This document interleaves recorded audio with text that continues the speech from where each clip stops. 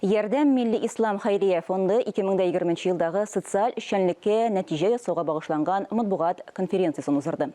Чара барышында Ярдәм фонды каршындагы хәйриячеләр милли берлеге Татарстанның әйдә баручы масса күләм мәгълүмат чаралары җитәкчеләрен гражданлык җәмгыяте үсешенә керткән өлеше өчен медале белән бүләкләде. Чарадан безнең репортаж.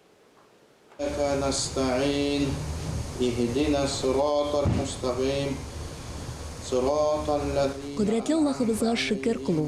Иң авыр вакытларда хәйрия проектларын гамәлгә ашыруда ярдәм күрсәтүчеләргә рәхмәт сүзләрен ирештерү кич буена тукламады. Пандемия киртәләренә карамастан 2020 елда Ярдәм фонды әһәмиятле проектларда тормышка ашырды. Бу проектлар дигәндә инде беренче зур проект ул безнең бер-беребезгә ярдәм итик дигән, мөмкинлекләре шикле булган кешеләргә димәк реабилитация үткәрү проекты дип әйтгәндә, икенче проектыбыз ул дорога жизни, ягъни тормыш юлы дигән акцияны булдыру иде.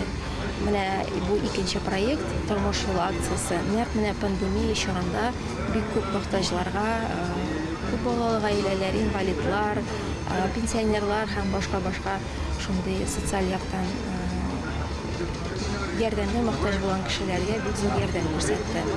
21 елга планнар шулай ук күп, аның мәйданы киң ул планнарның, һәм без әлбәттә безгә ышанган кешеләрнең ышанычын акларга тырышачакбыз һәм Алла бирсә барысы да әйбәт булачак. Изге эштә бердәмлек өчен масса күләм мәгълүмат чаралары җитәкчеләренә бүләкләр дә тапшырылды. Гражданлык җәмгыяте үсешенә керткән өлеше өчен медале белән Татарстан дәүләт радиокомпаниясе директоры Фирдүс Гыймалдинов бүләкләнде. Айзилә Батырханова, Владимир Юрков, Татарстан яңалыклары.